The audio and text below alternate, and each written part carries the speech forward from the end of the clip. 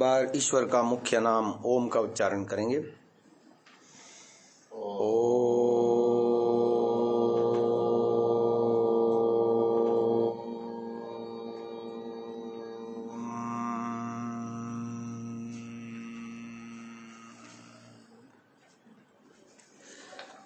सत्य सनातन वेद मंदिर रोहिणी पूर्व में आयोजित योग शिविर में पंचम दिवस में मध्यान्होत्तर काल में द्वितीय सत्र में आप सभी महानुभावों का हार्दिक स्वागत है।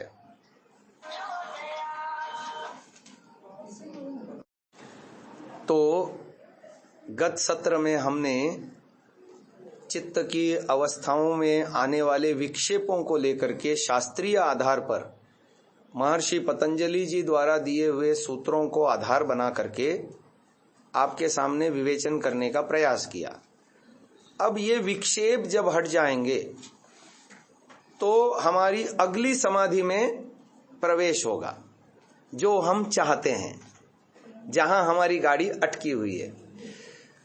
तो जब रजोगुण और तमोगुण के मल शांत हो जाएंगे, सत्वगुण प्रधान अवस्था आ जाएगी, तो हम सब के अंदर ये क्षमता है कि हम समाधि में प्रवेश कर पाएंगे। बाधा वही है, क्योंकि विक्षिप्त अवस्था में पहले एक बार आवृत्ति कर लेते हैं। क्षिप्त अवस्था में कौन कौन से गुण उभरे थे? रजोगुण। और मूढ़ अवस्था में क्या हुआ था? तमोगुण उभरा था।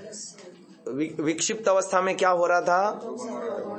सत्वगुण और रजोगुण, है ना। अब वो रजोगुण के कारण से समाधि में प्रवेश नहीं हो रहा था, और उससे रिलेटेड जितनी भी बाधाएं थी हमने पिछले 3 सत्रों में अच्छे से उसको समझ लिया।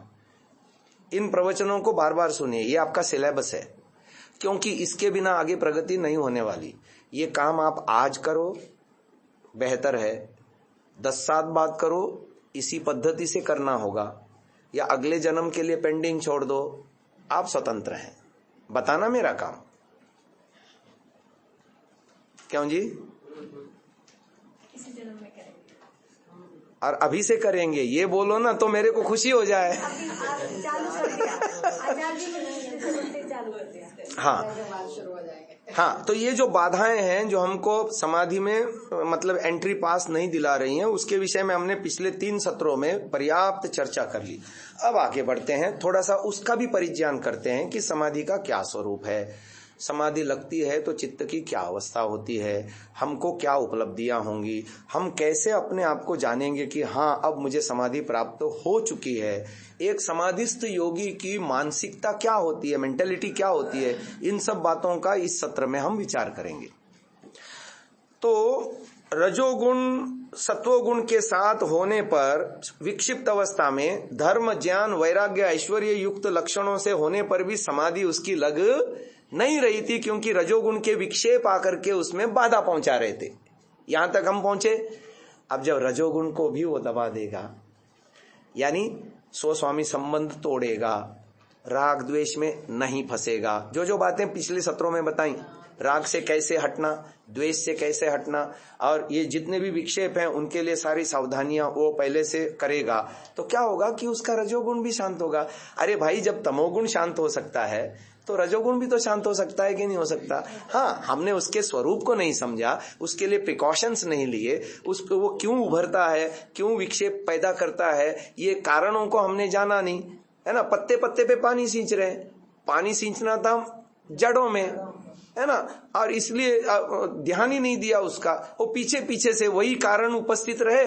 कारणाभावात कार्याभाव, आप कारण को हटा दो, समाधि में आपका प्रवेश सुनिश्चित है, हर किसी के लिए। अच्छा चलो, तो सत्वगुण प्रधान अवस्था लाने के लिए सारा पुरुषार्थ है। तो सत्वगुण प्रधान अवस्था आते ही ऋषि ने क्या लिखा, बोले 4 प्रकार की एकाग्र अवस्था में संप्रज्ञात समाधि होती है।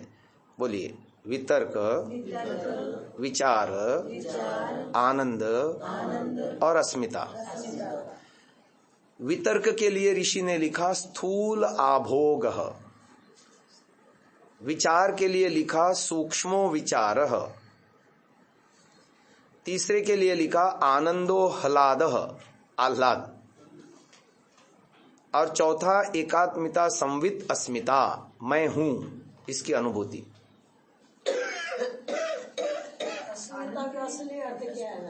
अस्मि हूं, अस भुवि एक धातु है, धातुएं होती है ना रूट, तो हाँ तीसरी नंबर की समाधि है आह्लाद। हाँ तो अस भुवि धातु से जब उसके रूप बनाते हैं तो अस्मि शब्द बनता है वर्तमान काल में एक वचन में, ठीक है ना। अस्ति स्तः संति, असि स्तः स्थ, अस्मि स्वः स्म। अस्मि का मतलब हूं, आई एग्जिस्ट, मैं हूं। अस्ति माने वह है ना, ऐसे ऐसे चलते हैं ना, प्रथम पुरुष, मध्यम पुरुष, उत्तम पुरुष। उत्तम पुरुष के एक वचन का वर्तमान कालिक रूप है अस्मि, यानी प्रेजेंट में मैं हूं। हाँ धातु है असभुवि, अदादिगण की धातु है असभुवि, ठीक है ना। और भुवि का मतलब होना, अस्तित्व में होना। भू सत्तायाम, देखो उसी के पैरेलल एक दूसरी धातु है जिससे सारी धातु पाठी शुरू होता है, भू सत्तायाम से। तो उसकी सत्ता का होना, यानी मेरी सत्ता का होना, मैं हूं। कल मैंने आपको एक बात बताई थी, आत्मा और परमात्मा ये दोनों कैसे होते हैं, हमेशा प्रेजेंट होते हैं। आत्मा कभी पास्ट नहीं होती, आत्मा कभी फ्यूचर नहीं होती। जितनी आत्माएं हैं वो सदा रहेंगी, सदा से हैं सदा रहेंगी, तो वो हमेशा प्रेजेंट ही रहती है ना। शरीर के साथ हमारा संयोग पास्ट फ्यूचर हो सकता है ना। पिछले जन्म में कुछ और था, इस जन्म में कुछ और है, और हर क्षण परिवर्तन भी है इसमें, है ना। आगे जन्मों में नया शरीर मिलने वाला है। ये सब हमारे शरीरों के साथ संयोग या वियोग की स्थिति है, उसमें पास्ट या फ्यूचर घट सकता है, पर आत्मा के साथ पास्ट फ्यूचर नहीं घटता। इसलिए अस्मि, अस्मिता, मैं हूं की अनुभूति तक पहुंचना, ये है आत्मा की पहचान। अच्छा चलो आगे बढ़ते हैं। तो ये 4 स्टेप हो गए, वितर्क, विचार, आनंद, अस्मिता। उसमें स्थूल आभोग क्या है, स्थूल को समझो। स्थूल भूत 5 है। कितने हैं, 5 है। पृथ्वी, जल, अग्नि, वायु, आकाश। पिछली बार मैंने इनके धारणा स्थल बताए थे, किसी को याद है? पायु में, हाँ भू का पायु में, भूवह का हाँ उपस्थ में, नहीं उसका रस का, हाँ उपस्थ में, और अग्नि नाभि में, वायु हृदय में, और कंठ में। ऐसे ही सूक्ष्म भूत भी होते हैं, शब्द, स्पर्श, रूप, रस, गंध। जब जीवात्मा मन, बुद्धि, इंद्रियों के माध्यम से, प्राणों के माध्यम से बाह्य जगत से रूबरू होता है तो वो है स्थूल आभोग।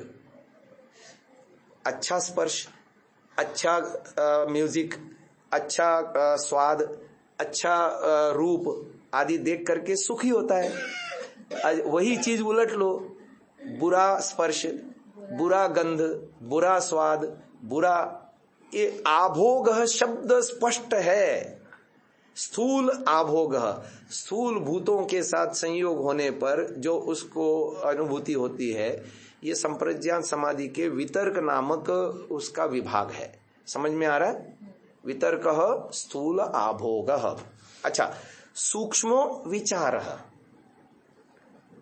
एक होता है प्रत्यक्ष, एक होता है अनुमान।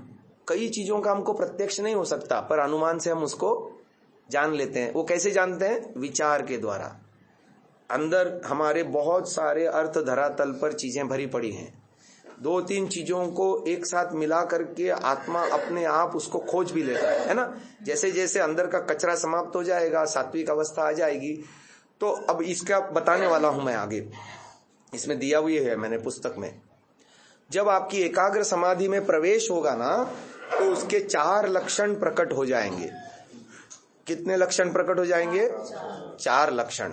उसमें से पहला लक्षण है, बोलिए, सद्भूतम अर्थम प्रद्योतयति। चित्त उसको वस्तु के यथार्थ स्वरूप को जनाने वाला हो जाएगा। जिस भी विषय में वो चिंतन करेगा उसका तलस्पर्शी ज्ञान उसको हो जाएगा। यानी ऐसी क्वालिटी चित्त में आ जाएगी, जिस भी विषय में वो सोचेगा जीवात्मा, उसके यथार्थ ज्ञान को प्राप्त करने की क्षमता चित्त में आ जाएगी। ये समाधि के अंदर प्रवेश करने पर पहला लक्षण है। दूसरा लक्षण क्या है? बोलिए। क्षिणोति क्लेशान। क्षिणोति क्लेशान, क्लेश उसके कमजोर पड़ेंगे। क्षीण होना माने कमजोर होना। क्लेश क्या है? अविद्या, अस्मिता, राग, द्वेष, अभिनिवेश, ये 5 क्लेश हैं, ठीक है ना। ये कमजोर पड़ते चले जाएंगे। जब आप योगाभ्यास करते चले जाओगे, जितना जितना विवेक उभरेगा और जितना जितना वैराग्य अपनाओगे, विवेक माने यथार्थ ज्ञान और वैराग्य माने सत्य का ग्रहण, असत्य का परित्याग। ये मोटी मोटी परिभाषा याद कर लो। विवेक माने सत्य ज्ञान और वैराग्य माने उनमें से सत्य को ले लेना और झूठ को। जब ये करते जाओगे तो अपने आप आपके क्लेश क्षीण होंगे या नहीं होंगे, है ना। राग द्वेष कम हो जाएगा, यथार्थ ज्ञान होता चला जाएगा, है ना। अभिनिवेश भी कम होता चला जाएगा। समझ में आ रहा है? हाँ, वैराग्य की ऋषि दयानंद कृत परिभाषा यह है, सत्य का ग्रहण, असत्य का परित्याग। आर्य समाज का कौन सा नियम है? चौथा, सत्य के ग्रहण करने, यही वैराग्य है ऋषि दयानंद के हिसाब से। वैराग्य की परिभाषा जो उन्होंने दी है उसका कॉन्ट्राडिक्शन नहीं है। जो महर्षि पतंजलि ने जो वैराग्य की परिभाषा दी ना, दृष्ट आनुश्रविक विषय वितृष्ण से वशीकार संज्ञा वैराग्यम, और ऋषि दयानंद ने जो परिभाषा दी है सत्यार्थ प्रकाश के नवम समुल्लास में, ये मैं जो परिभाषा ऋषि की बता रहा हूँ वो नवम समुल्लास में दी है, जो इस पुस्तक में भी दी है, मुक्ति के विशेष साधन के उसमें प्रकरण में दी है। उनमें से सत्य का ग्रहण, असत्य का परित्याग, ये ऋषि के शब्द हैं। दोनों में कॉन्ट्राडिक्शन नहीं है। जब आप सत्य का ग्रहण, असत्य का परित्याग करते जाओगे तो आपको संसार की निस्सारता समझ में आएगी या नहीं आएगी? है? ये दुखमय है, ये समझ में आएगा कि नहीं आएगा? और ईश्वर का महत्व समझ में आएगा कि नहीं आएगा? और ईश्वर का उच्चत्व और संसार का न्यूनत्व दिमाग में बैठेगा या नहीं बैठेगा? तो वही तो होने वाला है दृष्ट आनुश्रविक विषय वितृष्णा। जब आप जितना जितना सत्य को ग्रहण, फर्स्ट स्टेप है सत्य का ग्रहण, असत्य का परित्याग, और पूर्ण वैराग्य में वो होगा परिणति कि उसको संसार के प्रति आसक्ति खत्म हो जाएगी और ईश्वर के प्रति रुचि बढ़ जाएगी। इधर की जो प्रवृत्ति थी संसार उन्मुक्ता, उसमें वो नहीं जाएगा, प्रवृत्ति नहीं रहेगी। अच्छा देखो, अज्ञान होता है तो बच्चे खिलौने से खेलते हैं, बड़े खिलौनों से खेलते हैं क्या? अभी अज्ञान है इसलिए हमको संसार में रुचि है। हम अभी बड़े कहाँ हुए? अध्यात्म पथ में हम शिशु ही हैं तब तक, जब तक इस राह पे चल नहीं पड़े। समझ में आ रही बात? आगे चलते हैं। पहला लक्षण क्या बताया? वस्तु के यथार्थ स्वरूप को चित्त जनाने की योग्यता। ये सारे के सारे साइंटिस्ट है ना, वितर्क समाधि वाले, एकाग्र संप्रज्ञात समाधि के वो हैं, भागी हैं। 5 भूत हैं। वितर्क स्थूल आभोग, ये ऋषि का वचन है ना।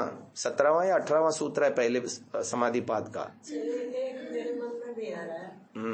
देखो, आप 5 चीजें हैं ना हमारी साधना में, लेकिन डालते हैं अविद्या, अस्मिता और राग, द्वेष और अभिनिवेश। 5 चीजें। अस्मिता का अर्थ तो आपने बताया कि भाई अस्मिता माने अपना अस्तित्व, अस्तित्व बताया ना आपने। यहाँ पर जो अस्मिता आया है वहाँ कैसे लगेगा? यहाँ पर अस्मिता एक ही शब्द 2 जगह अलग अलग जगह अलग अलग अर्थ देता है। हाँ, वहाँ जो अस्मिता है क्लेश है, और यहाँ जो अस्मिता है समाधि है। अब देखो, एक और उदाहरण देके बाद में आपके वाले प्रश्न पे आऊंगा। एक जगह स्मृति को वृत्ति बताया है ना, प्रमाण, विपर्यय, विकल्प, निद्रा, स्मृतय, और उसको रोकने की बात कहते हैं। चित्त वृत्ति निरोध करने के लिए चित्त की, इसको वृत्ति बताया स्मृति को। लेकिन दूसरी जगह जो विदेह योगी नहीं है, जन्मतः जिनका योग सिद्ध नहीं होता, ऐसे लोग हमारे आपके जैसे उपाय प्रत्यय योगी है। तो उपाय प्रत्यय योगियों को कैसे समाधि लगेगी? तो उन्होंने एक रास्ता बताया। क्या रास्ता बताया? उसमें 5 चीजें बताई: श्रद्धा, वीर्य, स्मृति, समाधि, प्रज्ञापूर्वक इतरेषाम। एक तरफ तो कह रहे हैं स्मृति को रोको क्योंकि वो वृत्ति है, पर कौन सी स्मृति? ध्यान कर रहे हैं उस समय भर्गो देवस्य धीमहि में भर्ग शब्द का अर्थ उसकी स्मृति लानी थी। अब तुम काय की ला रहे हो? अरे बहू को तो आज मैंने पैसे दिए ही नहीं, वो बिना पैसे लिए चली गई, अब कैसा होगा उसका, है ना? बेटे को तो टिफिन में ये देना था, भूल ही गई मैं, अब वो वहां टिफिन खोलेगा तो कैसा होगा उसका। स्मृति कौन सी उभारनी थी? भर्गः, हे परमात्मा आप क्लेश नाशक हैं, ये स्मृति उभारनी थी। क्योंकि जप में शब्द, अर्थ और ज्ञान है ना। शब्द का उच्चारण आपने भर्ग किया और अर्थ आपको करना चाहिए था हे ईश्वर आप क्लेश नाशक हो, और आप स्मृति कौन सी कर रहे हो? ऐसे ही अस्मिता क्लेश में क्या बताया ऋषि ने? बोलिए दृक् शक्ति, बोलिए दृक् शक्ति, दर्शन शक्ति, इनका घुला मिला देखना। दृक् शक्ति आत्मा, दर्शन शक्ति बुद्धि, इन दोनों को अलग अलग न देख पाना, यानी प्रकृति के स्वरूप में रंगा जाना,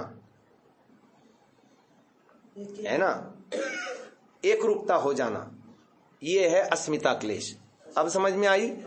और इधर अस्मिता क्लेश माने जब साधना करते करते पवित्र होता जा रहा है, सूक्ष्म चीजों का साक्षात्कार होता जा रहा है, स्थूल आभोग पंचमहाभूतों के स्वरूप को समझ लिया, सूक्ष्म भूतों के स्वरूप को समझ लिया, फिर इंद्रियों के स्वरूप को समझ लिया, मन बुद्धि चित्त इनका फंक्शन समझ लिया, फिर इनको कंट्रोल में लिया, रजोगुण तमोगुण को शांत किया, सत्वगुण में आ गए, और फिर ऐसी अवस्था में एकाग्र समाधि में उसका प्रवेश हो जाएगा। तो उसका चौथा स्टेज है अस्मिता। क्योंकि जैसे जैसे प्रत्यक्ष करता जाएगा, स्थूल शरीर को पृथकत्व समझ लिया, सूक्ष्म भूतों का पृथकत्व समझ लिया, प्राणों का, इंद्रियों का, मन का, बुद्धि का, इन सब का पृथकत्व समझते समझते कहीं ना कहीं तो जाके रुकेगा ना। तो रुकने वाली वस्तु है आत्मा, क्योंकि सारे के जड़ में चेतन आत्मा है। मैं इच्छा करता हूं तो ये मन चलता है, मेरी इच्छा के बिना नहीं चलता, मेरे प्रयत्न से ये चलता है, मुझे सुख दुख होता है, मन को सुख दुख नहीं होता ना, शरीर को होता है ना। हाँ, तो ये जब उस लेवल तक पहुंचेगा तो वो अस्मिता समाधि है। क्लियर हो गया डाउट? अब चलिए अपन फिर से मूल विषय पे आते हैं। आपने क्या पूछा था? हाँ, वितर्क में स्थूल आभोग ये शब्द लिखा है। स्थूल भूत 5 है ना, पृथ्वी जल अग्नि वायु आकाश। अच्छा, इनमें सब नियम स्थित हैं, परमात्मा ने इन सबको रित नियमों में बांधा है। ये पंचभूतों में और सूक्ष्म भूतों में एक रिदम है पूरा का पूरा यानी सत्वर स्तंभ से बुद्धि का बनना, फिर अहंकार का बनना, उससे फिर इंद्रियां बनना, फिर आगे पंच सूक्ष्म भूत बनना, उनसे पंच स्थूल भूत बनना, ये सारा सिस्टमैटिक है, नियमबद्ध है, सुसूत्रता है। उसके रहस्यों को पकड़ पाना ये वितर्क समाधि का विषय है। स्थूल आभोग, और ये स्थूल आभोग सभी को है, परंतु उसका परिज्ञान नहीं है। जैसे हम अच्छा स्पर्श करके सुखी होते हैं, बुरा स्पर्श करके दुखी होते हैं, अच्छी चीजें सुन करके, अच्छा संगीत सुन करके आह्लादित होते हैं, और कर्कश आवाज कौवा आके चिल्लाए दरवाजे के सामने, हटे ही ना, बहुत परेशानी होती है। और वही कोयल बोले तो मन खुश होता है ना। ये स्थूल आभोग है।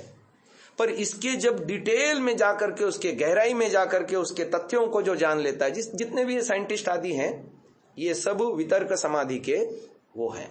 क्योंकि ऋषि ने लिखा स्थूल आभोग। आगे चलो, सूक्ष्मो विचार। अब ये मन इंद्रियों के लेवल की बात आ रही है, बुद्धि लेवल तक भी आ गया।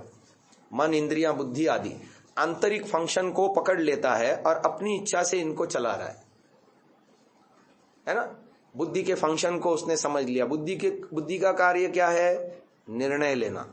मन का कार्य क्या है? संकल्प विकल्प। इंद्रियों का कार्य क्या है? अपने अपने उसमें व्यापार में संलग्न होना। आंख से रूप देखना, कान से शब्द सुनना, नासिका से गंध, ये आंतरिक जो है ना सूक्ष्मो विचार, इन चीजों का प्रत्यक्ष होता है। मन, बुद्धि, इंद्रियां, बुद्धि आदि तक। थर्ड लेवल है जो अव्यक्त प्रकृति, उसका प्रत्यक्ष करेगा। उसका प्रत्यक्ष कब करेगा? जब वो ये समझेगा कि मेरे चित्त में ये परिवर्तन सतत हो रहे हैं और ये परिवर्तन चित्त के द्वारा मुझे दिखाए जा रहे हैं। और जब वो अपने आप को अलग देखने का प्रयास करेगा तो चित्त में सतोगुण, रजोगुण, तमोगुण के कारण होने वाले ये क्षिप्त मूड विक्षिप्त, क्षिप्त मूड विक्षिप्त अवस्थाओं को देख देख करके वो पहचान कर लेगा कि देखो सतोगुण मुझे अच्छा लगता है, रजोगुण मुझ में चंचलता उत्पन्न करता है, तमोगुण मुझ में आलस्य, जड़ता, मूर्ता उत्पन्न करता है, जबकि मैं अपरिणामी हूं। आत्मा स्वयं कैसा है? अपरिणामी है, उसमें कोई चीज घुलती मिलती नहीं। मैं ये समझता हूं खा करके तृप्ति हो गई, शरीर में गया हो, आत्मा में नहीं गया। आत्मा ने दूर से उसको बुद्धि से देखा है, केवल घुसा नहीं आत्मा में कुछ। समझ में आ रही है? तो ये जब ऐसी बुद्धि वो बना लेता है तो प्राकृतिक जो सत्वगुण, रजोगुण, तमोगुण सभी चीजों में है, हर चीज में है, बुद्धि में है, मन में है, इंद्रियों में है, प्राणों में है, शरीर के कोशिका में है, हर जगह वो सत्व रजतम है।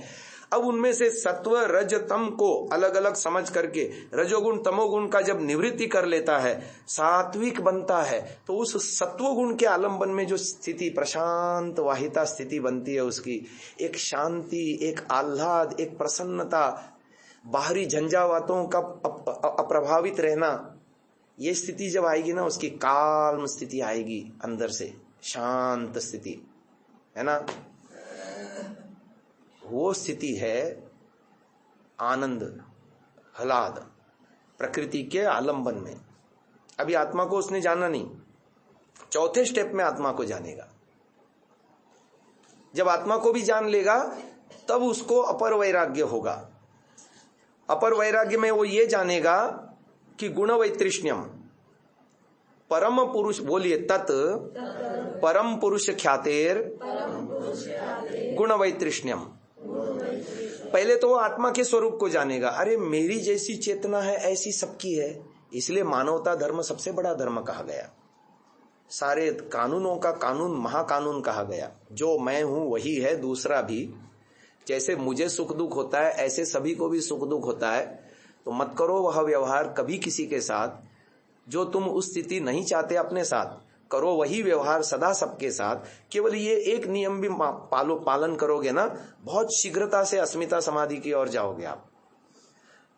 अपने स्व का पर में ध्यान करते हुए व्यवहार करने से चित्त शुद्धि वैसे ही होती चली जाएगी, यम नियमों के पालन का स्तर बढ़ता चला जाएगा। ये सारे आपके जीवन में परिवर्तन आपको देखने को मिलेंगे।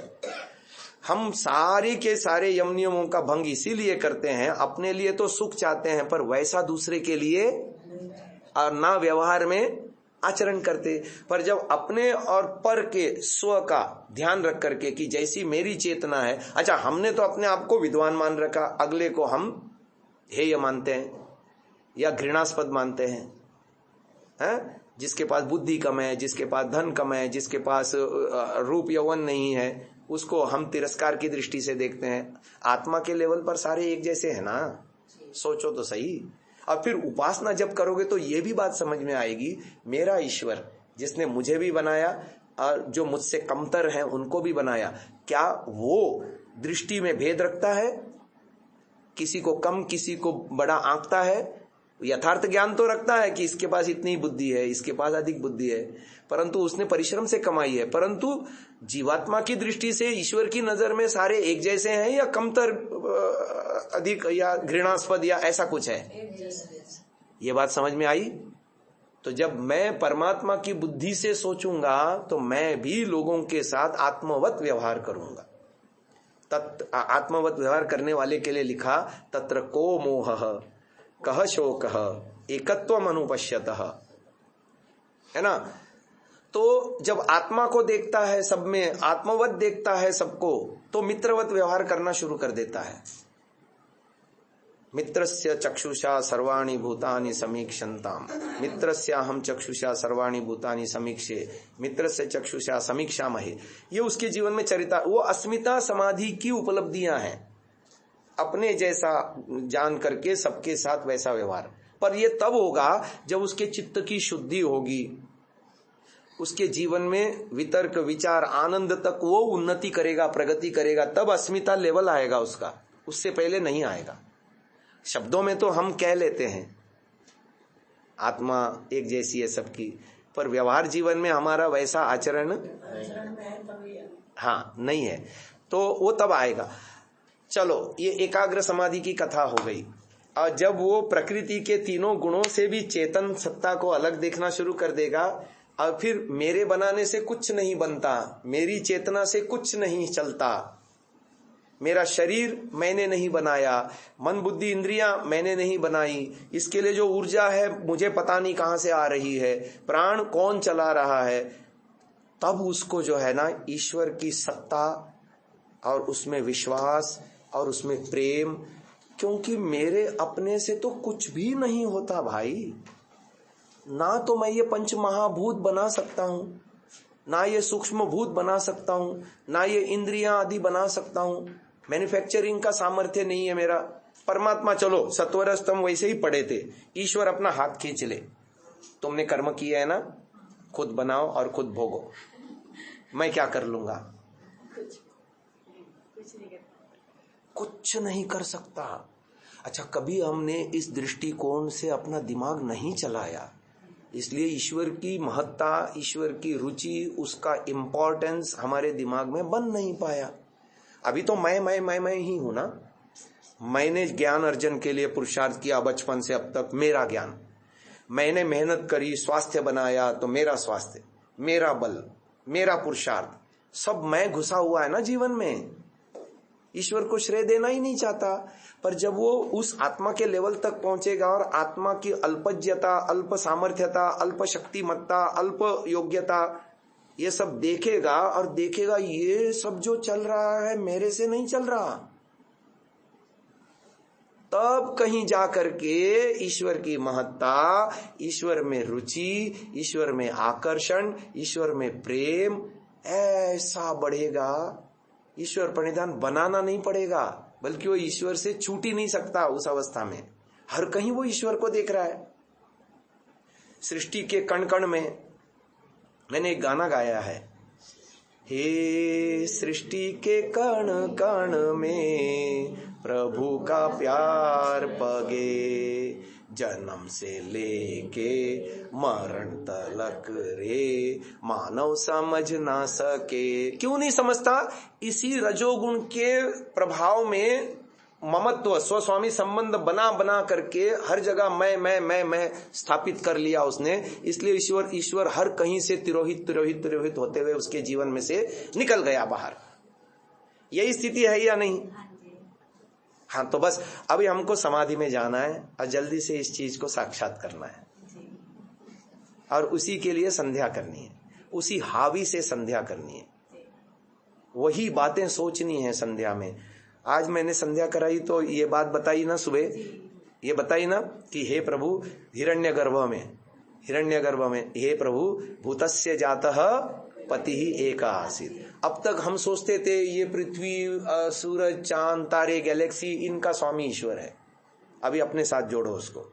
मेरे अंदर मन, बुद्धि, इंद्रियां, प्राण, ये जितना वितान फैला हुआ है, इन सब का भी स्वामी, क्योंकि ना तो मैं इसको बना सकता, ना इनका मेंटेनेंस कर सकता। या पहले निर्णय कर लो, क्या मैं बना सकता हूं? Am I a manufacturer? Am I a maintainer? क्षमता ही नहीं है मेरी। अब ये जब ऐसे निश्चित मति हो जाने पर फिर वो मंत्र जब बोलोगे, सदाधार पृथ्वी, ईश्वर प्रणिधान बनाना नहीं पड़ेगा, सहज बन जाएगा। वो मेरे स्थूल शरीर के कोशिका में ओतः प्रोत भरा है, रक्त की एक एक कणिका में मेरे वो ओतः प्रोत भरा है, हर प्राण के एक एक उसमें जो है ना सब जगह। अब देखो, कल्पना भी करता हूं तो ये क्या होता है, गूज बम कहते हैं ना, रोंगटे खड़े होते हैं, क्योंकि ऐसा कभी हमने अलौकिक सोचा भी नहीं। हमारे लिए ये सब परिकथा की कल्पना जैसा है, पर वास्तविकता यही है। और इसी से हमारा समाधि में आगे प्रवृत्ति होने वाली है। यही यथार्थ चिंतन है। नास्तिकता हमारी दूर होती चली जाएगी। तो इस लक्ष्य तक हमको पहुंचना है। अब देखो, हम होश में आ जाएंगे। अभी सब हम बेहोश हैं, अविद्या में फंसे हैं, सो स्वामी संबंध बना करके बंधन में फंसे हैं, बंधे जा रहे हैं और अधिक अपने बंधनों को और अधिक दृढ़ करते जा रहे हैं। पर जब ये बेहोशी से जाग जाएंगे और आंख उठा करके देखेंगे, हर कहीं, आज मैंने एक भजन गाया था, इत उत तित उसकी ही छवि है, विमल धवल ज्यों प्रातः रवि है ना। ये इस अनुभूति तक हम पहुंचेंगे। कण कण में उसका आभास हम देखेंगे, अंदर भी बाहर भी।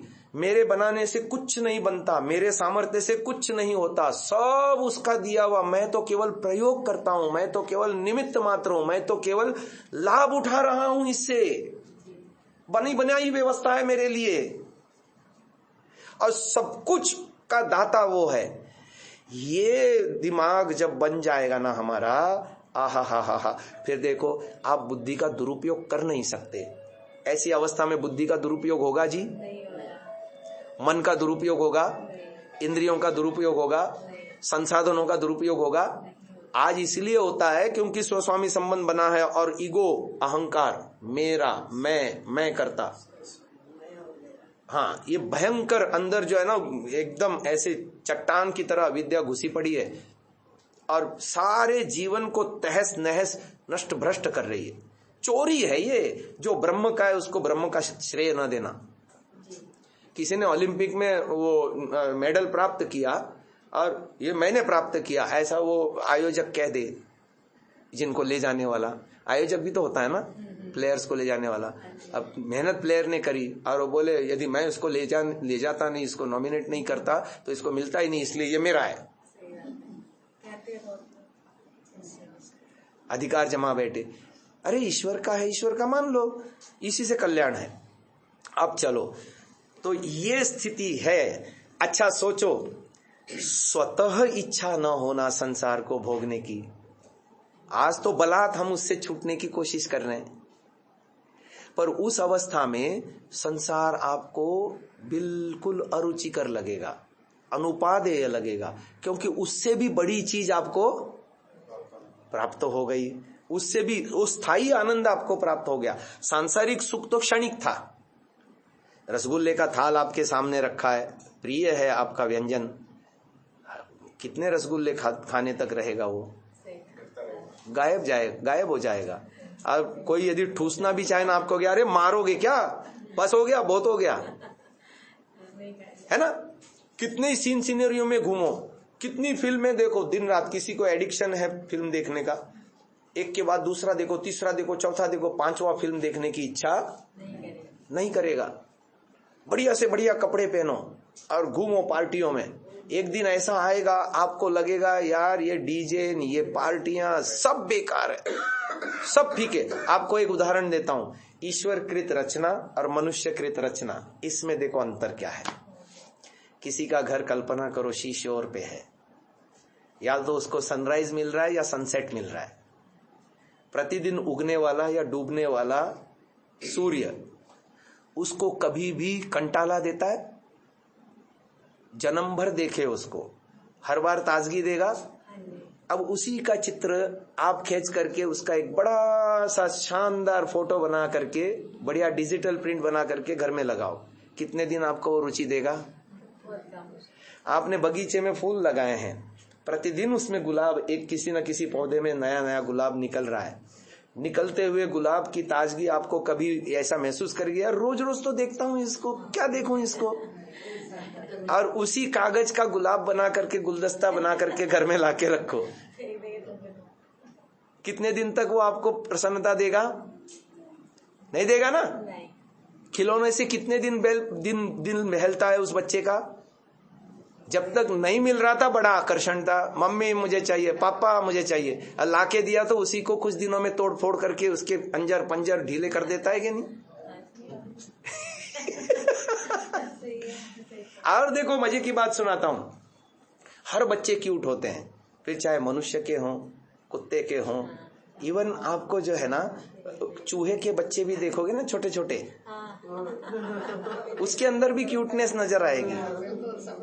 समझ में आ रही बात? ये ईश्वरीय रचना है। पश्य देवस्य काव्यम न ममार न जीर्यति, वो कभी बूढ़ा नहीं होता, उसका सौंदर्य कभी खत्म नहीं होता। और मनुष्य की कृति में देखो मृत प्राय, क्यों? क्योंकि ये अल्पज्य है, अल्प शक्तिमान है, इसलिए ये कितनी भी सुंदर कृति करेगा, कितना ही सुंदर अच्छा मकान बना दो, कालांतर में उससे ऊब हो जाएगी या नहीं? अरे नहीं यार ये हटा दो, बढ़िया से बढ़िया है ना, शीश महल बनवाया केजरीवाल जी ने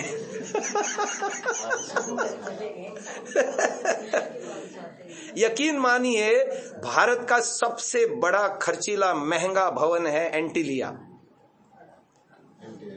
मुंबई में है, मुकेश अंबानी। आज जाकर के मुकेश अंबानी से पूछिए, वो सोचता होगा ना यार ये मैं अभी वहां गया था दुबई में, बुर्ज खलीफा में मैंने ये इंटीरियर देखा, काश ये वाला इंटीरियर होता। समझ में आ रही? होता है या नहीं होता?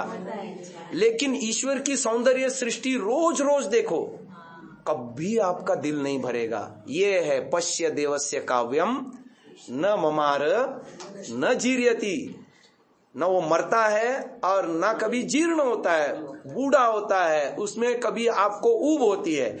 ऐसा ही ईश्वर का आनंद भी शाश्वत है। इधर प्रकृति का आनंद क्षणिक है, उसमें ऊब होती है और उससे आपको निवृत्ति हो जाती है।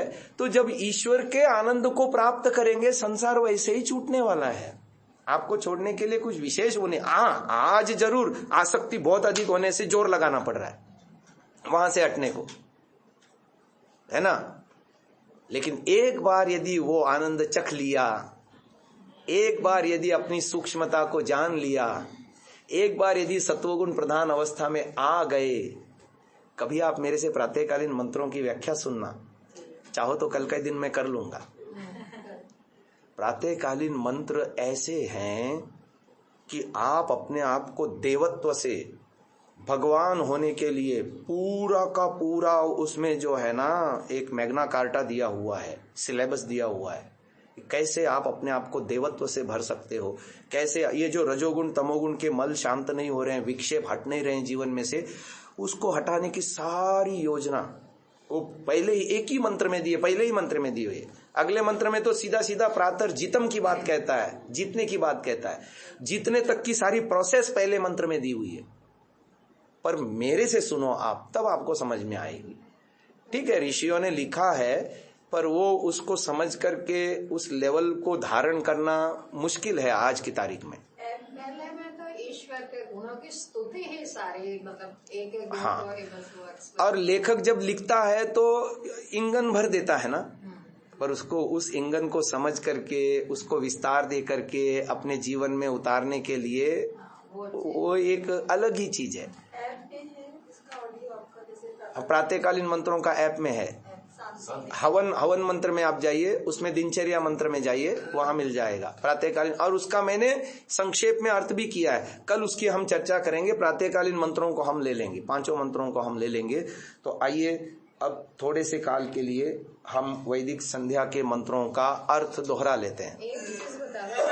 समय कम रह गया। लिखा है कि ये सभी समाधियां हैं, ये जो अभी आपने चारा। सुविधानुसार कोई भी आसन लगा लें। बोलिए, संध्या अर्थात ईश्वर से जुड़ना और उनसे वार्तालाप करना।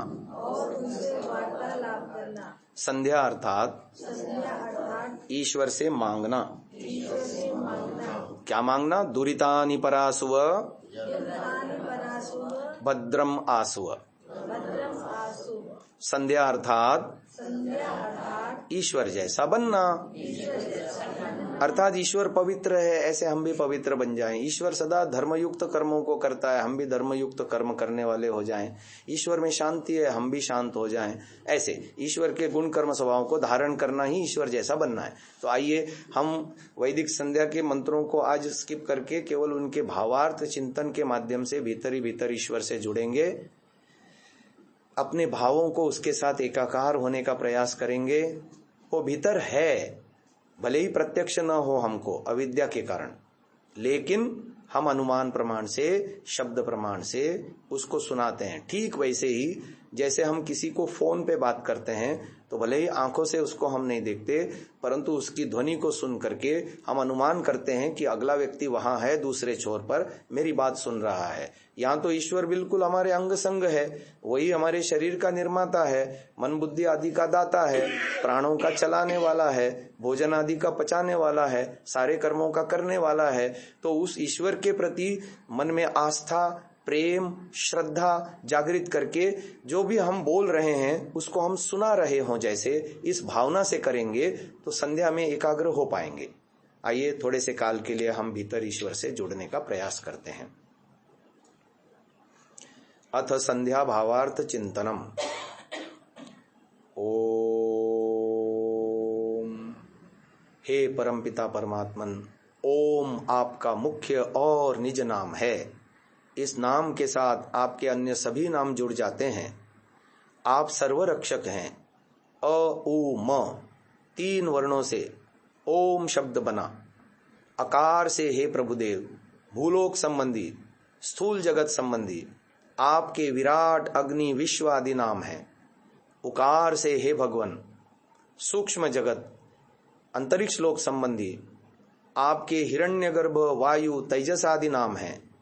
तथा मकार से हे देव कारण जगत, दिवलोक संबंधी आपके ईश्वर, आदित्य, प्राज्ञा आदि नाम हैं। बहु प्रकार के जगत को प्रकाशित करने वाले आप विराट हैं। ज्ञान स्वरूप, प्राप्त होने, पूजा सत्कार करने योग्य सर्व अग्रणी आप अग्नि हैं। सारा विश्व आपके अंदर समाया हुआ है। विश्व के कण कण में अति सूक्ष्म होने से आप भी प्रविष्ट हो, इसीलिए हम आपको विश्व नाम से जानते हैं। हे प्रभुदेव, बड़े बड़े सूर्य आदि पिंडों को अपने गर्भ में उत्पन्न करके धारण करने से हिरण्यगर्भ हैं। बलवानों में अति बलवान, हम सब जीवों के अंतर्यामी, धारक, पालक, पोषक, प्रेरक आप वायु हैं। ज्ञान रूपी प्रकाश से प्रकाशित सकल जगत के प्रकाशक आप तेजस हैं। हे प्रभुदेव, इस पूरे ब्रह्मांड के अकेले स्वामी आप ईश हैं, ईश्वर हैं। आपका कभी विनाश नहीं होता। अखंड एक रस, सर्वत्र व्याप्त आप आदित्य हैं तथा भ्रांति भी आपको कभी नहीं होती। निर्भ्रांत ज्ञान युक्त, प्रकृष्ट ज्ञान युक्त आप प्राज्ञ हैं। भूः मेरे स्थूल अस्तित्व में प्राणों के माध्यम से मुझ में जीवन धारण करता आप होने से मेरे लिए प्राणों से भी प्रिय हैं। भुवः मेरे सूक्ष्म अस्तित्व में, अंतःकरण में छिपी अविद्या को दूर करके मुझे समस्त दुखों से उबारने वाले स्वयं दुख रहित आप हैं।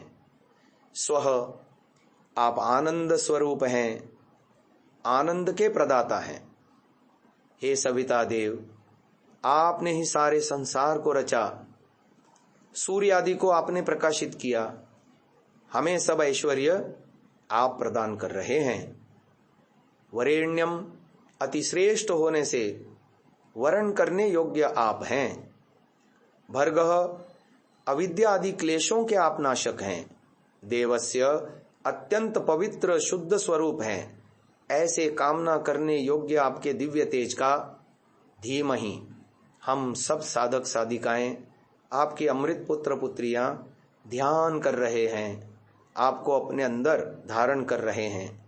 यह हे परमात्मन नः हम सबकी धियः बुद्धियों को प्रचोदयात्, आप सदा सन्मार्ग में प्रेरणा करते रहिए। दुष्ट गुण कर्म स्वभाव से हमारी बुद्धि को निरंतर पृथक कीजिए। हे प्रभुदेव, या यूं कहें हमारे ज्ञान में, स्मृति में, व्यवहार काल में भी आप दिन भर बने रहिए। आपकी याद हम सदा बनाए रखें, क्योंकि जब जब आपसे जुड़े रहते हैं तब तब क्लेशों से ऊपर उठते हैं, विवेक वैराग्य युक्त होते हैं और दुखों से बचते हैं। और जब आपको भूल जाते हैं तब तब अविद्या हमें आ घेरती है, क्लेश हमें पीसने लगते हैं, राग द्वेष में संयुक्त होते हैं, नानाविध अनिष्ट कर देते हैं, अनिष्ट सोचते हैं, अनिष्ट बोलते हैं, अनिष्ट क्रियाओं को करके दुखों के भागी होते हैं। इसलिए दिन भर हम आपसे जुड़े जुड़े रहें, बुद्धि में आपसे जुदा जुदा एक क्षण के लिए भी ना हो। हे प्रभुदेव, शम नः, हमारा कल्याण करो, कल्याण के पथ पर सदा हमें चलाओ। हे भगवान, अभीष्टये, इस जीवन को चलाने के लिए जिन जिन सांसारिक सुख साधनों की हमें अपेक्षा है, धर्मयुक्त पुरुषार्थ से हमें आप सुलभ कराओ। किंतु इस संसार में जीते हुए, त्याग पूर्वक भोग करते हुए, अर्थात अनासक्त होकर जीते हुए, पीतये, आपकी प्राप्ति के लिए, मोक्षानंद के लिए भी हम विशेष पुरुषार्थ कर पाएं। हे देव, सब ओर से हम पर आप सुख वर्षा करो।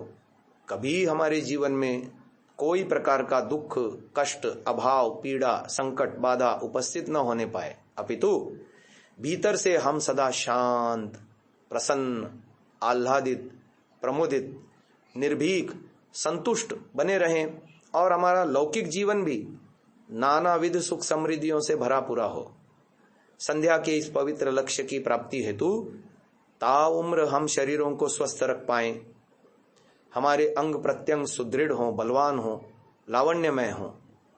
हे देवादिदेव, हमारे भीतरी मन बुद्धि इंद्रियों को भी आप पुनातु पवित्र करते रहिए, जिससे उन्हें हम सदा धर्म पथ में चलाते रहें, अधर्म से सदा बचाते रहें।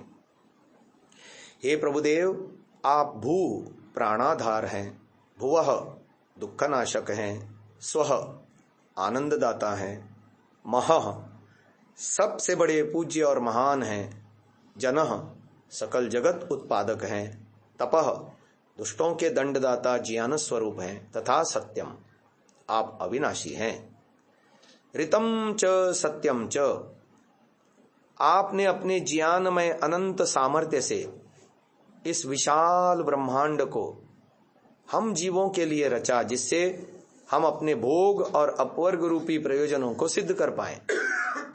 इस सृष्टि का आपका अपने लिए कोई प्रयोजन नहीं और सृष्टि का खुद के लिए भी कोई प्रयोजन नहीं, तो ये सृष्टि हमारी वजह से है, हमारे लिए है। हे प्रभुदेव, आप महान हैं, जो निशुल्क हमारी सतत सेवा किए जा रहे हैं। आपकी सृष्टि रचना महान है, आपके दंड विधान भी महान हैं। पाप कर्मों को करते रहेंगे, अर्थात रजोगुणी तमोगुणी बनते रहेंगे, अर्थात संसार उन्मुख जीवन जीते रहेंगे, तो अघ से नहीं बच सकते और दुखों से भी नहीं बच सकते। इसीलिए हमारे अंतःकरण को निर्मल बनाओ, रजोगुण तमोगुण हम छोड़ पाएं, सात्विक बन पाएं, धार्मिक बन पाएं, जिससे आपकी न्याय व्यवस्था में हमें सदा सुख ही सुख, आनंद ही आनंद मिले। हे सच्चिदानंद स्वरूप, हम आपके अंदर डूबे हैं। आप हमारे आगे पीछे, दाएं बाएं, ऊपर नीचे, भीतर बाहर, दूर से दूर, निकट से निकट, सभी जगह ओतप्रोत भरे हैं। आपके ही इंद्र, अग्नि, सोम, वरुण, विष्णु, बृहस्पति, ऐसे अनेकों नाम हैं। सृष्टि रचना के द्वारा और अपने पवित्र गुणकर्म स्वभावों के द्वारा हर पल आप हमारे जीवन में रक्षक बने हुए हैं।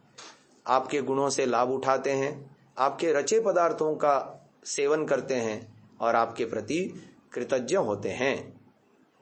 हे प्रभुदेव, प्राणी मात्र के प्रति वैर भावना हमारे अंदर सदा के लिए तिरोहित हो जाए और सबके लिए स्नेह की भावना हमारे अंदर दृढ़मूल हो जाए, जिससे हम पूर्ण अहिंसक बन पाएं। हे सच्चिदानंद अनंत स्वरूप, हे नित्य शुद्ध बुद्ध मुक्त स्वभाव, हे अद्वितीय अनुपम जगत आदि कारण, हे अजन्मा निराकार सर्वशक्तिमय न्यायकारीन, हे करुणामय अमृतमय पिता, आपकी अमृत गोद में बैठने के हमें अधिकारी बनाइए। दिन भर हम आपको भले ही भूले रहते हैं, इस समय हमें अपने होने का एहसास कराइए। आप सदा ही हमसे जुड़े हैं। हे प्रभुदेव, इस बात का हमें यथावत भान कराइए, जिससे हम भी अपना उन्नयन कर पाएं, दिन भर विवेक युक्त रह पाएं, सत्य का ग्रहण असत्य का परित्याग रूप वैराग्य को अपना पाएं, अपने जीवन को कुसंस्कारों से, दुर्गुणों से, दुखों से निजात दिला पाएं। ऐसे ही अपने जीवन को पवित्र बनाने के लिए निरंतर पुरुषार्थ करते हुए 100 साल उसके बाद भी स्वस्थता पूर्वक हम जी सकें। प्रतिदिन समाधि लगाकर सुबह शाम आपको निहार सकें, आपकी छवि को धारण कर सकें, आपके संस्कार बना सकें, आपको सुनने जानने समझने के लिए पुरुषार्थ कर सकें, स्वाध्याय कर सकें ऋषि मुनियों से, विद्वानों से, और आपको जान सुन समझ और धारण करके अन्यों को भी आपका बखान कर सकें। प्रब्रवाम। और जब तक हम जीना चाहते हैं या आप जितनी हमारी आयु की डोर बनाए रखते हैं, स्वस्थ अधीन स्वतंत्र होकर हम जी पाएं। इसीलिए प्रतिदिन प्रातः सायं पवित्र गायत्री आदि वेद मंत्रों से हम आपकी स्तुति प्रार्थना उपासना करते हैं। हे देव, हमें आदि दैविक आदि भौतिक आध्यात्मिक त्रितापों से इसी जन्म में छुड़ाकर धर्म अर्थ काम और मोक्ष की सिद्धि कराइएगा। हे भगवान, आप सुख स्वरूप हैं, हम आपको नमन करते हैं। आप कल्याणकारी हैं, हम आपको नमन करते हैं। आप मोक्ष आनंद प्रदाता हैं, हम आपको बार बार नमन करते हैं। ओम शांति शांति शांति। आंखें खोल सकते हैं। एक भजन मेरे साथ गुनगुनाइए। ओ साधक रे,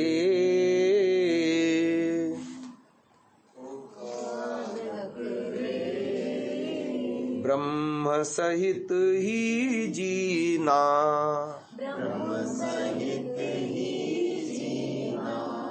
वेदमय जीवन, सच्चा जीवन, साधक हो के तू जीना,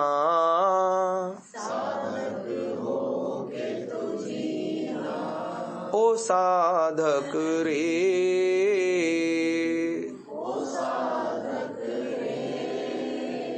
ब्रह्म सहित ही जीना,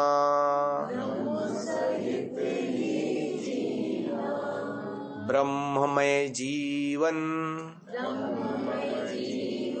सार्थक जीवन, हर पल इसको शाश्वत सहारे,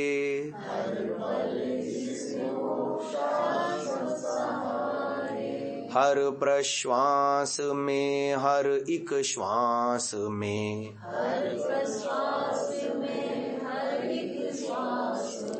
मानव ओम ही ओम उच्चारे,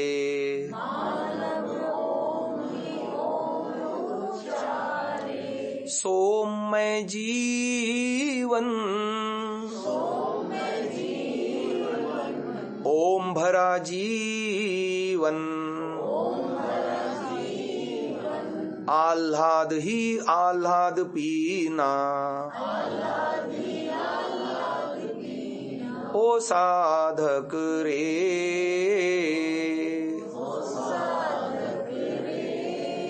ब्रह्म सहित ही जीना, ब्रह्म बिन जीवन, थो था जीवन, भटके इत उत बिन सहारे,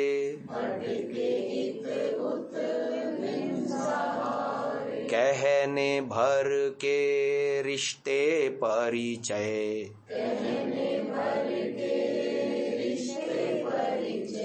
वक्त पड़े झूठे हैं सारे,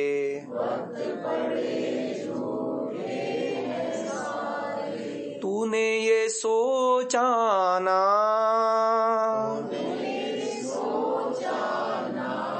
इनका भरोसा ना, इनका कहीं ना भरोसा, ओ साधक रे,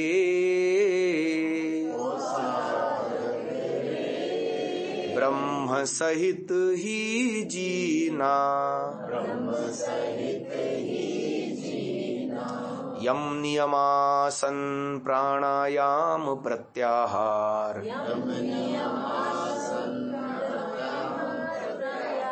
योग मार्ग के हैं सब द्वारे, धारणा ध्यान समाधि संयम, सुख आनंद को विस्तारे,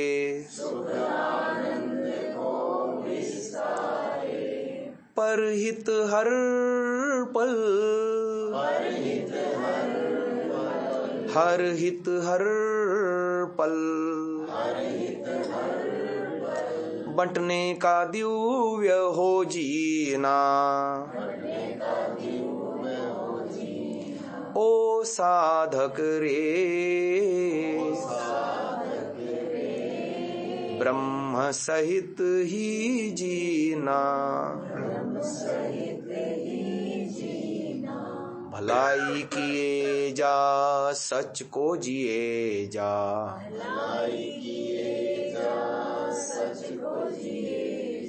ये ही सारे धर्म पुकारे,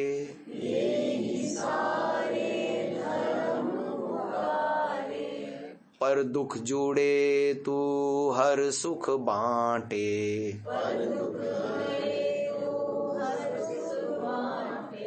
जीवन धारा को विस्तारे,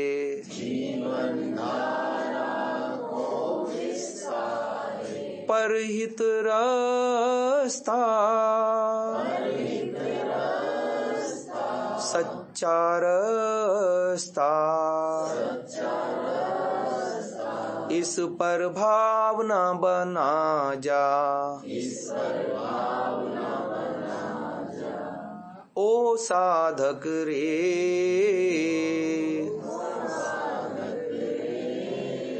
ब्रह्म सहित ही जीना, वेदमय जीवन, सच्चा जीवन, साधक हो के तू जीना,